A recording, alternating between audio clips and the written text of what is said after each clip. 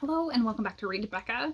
We're going to do a little bit of a March TBR. I was debating doing one, not doing one. There are all the readathons as well, so I was debating participating, and I started looking at things and really going over what was in my mind to get to and what was on my TBR shelf, because I need to still pick up my TBR shelf stuff, and I came up with a way of keeping it light and kind of escapist. My energy was definitely there before the whole world went haywire, and I was looking at very escapist options, and now I'm needing that even more for sure.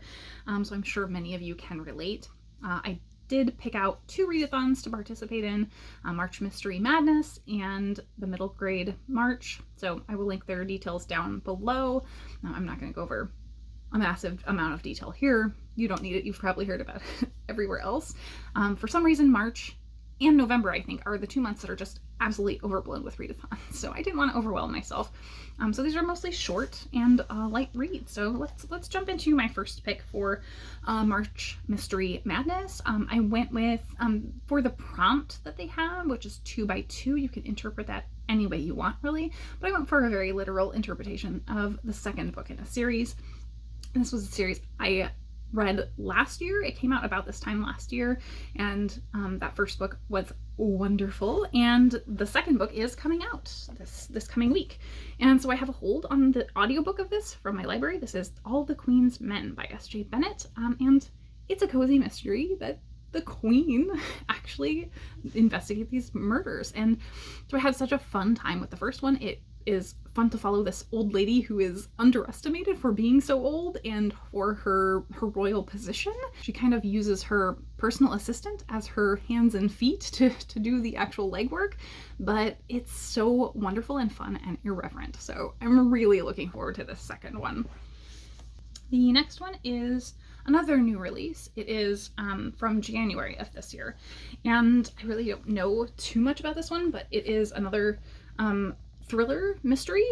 So this may or may not count for Mystery Madness because it's more in the thrillery end.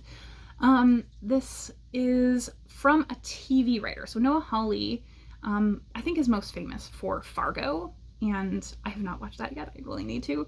He also did writes, creates, produces everything on Legion, which is one of my favorite shows.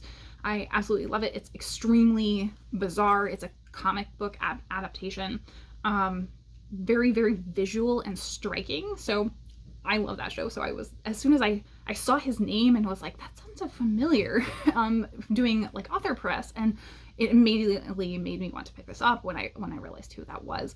So this one is set in a near future where something is going really wrong with teenagers, and it seems pretty clear they're probably dying as a result, and it seems to be something to do with technology. So these people are in the US are trying to figure out what's going wrong and stop it.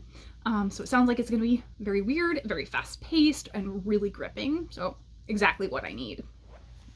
Then let's get into my middle grade March stuff. Middle grade March is a celebration of reading middle grade lit, and I have a couple of options for this. I've got Time Cat by Lloyd Alexander.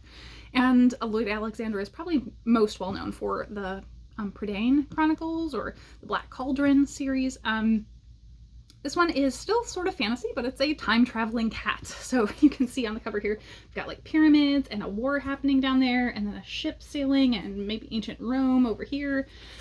So this cat and I guess his boy jump back in time, and he can also talk. Sounds absolutely fascinating and like a great time. And then my other middle grade March option is the Hamster Princess series. This is the fourth book, Giant Trouble by Ursula Vernon. I love everything Vernon does as both Ursula Vernon and under her pen name T. Kingfisher. She is a wonderful author and illustrator. So this is an illustrated, it's a little less illustrated than some of the previous instances. Let's see. But these are just fairy tale retellings. This Hamster Princess series is, and they're very feminist and very snarky and sarcastic, and the hamster princess of the title is just such a delightful, fun character. She's really independent and strong and stands up for herself, so I have really enjoyed all of these, so I'm looking forward to getting back to that series. And then my final book is another one from my TBR.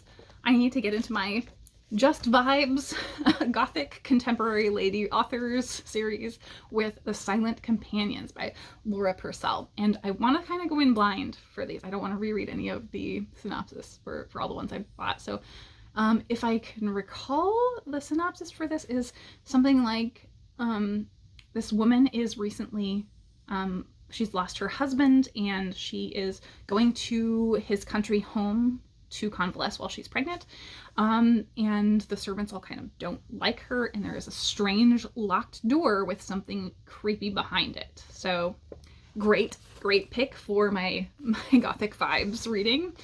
So I'm looking forward to that one, as always.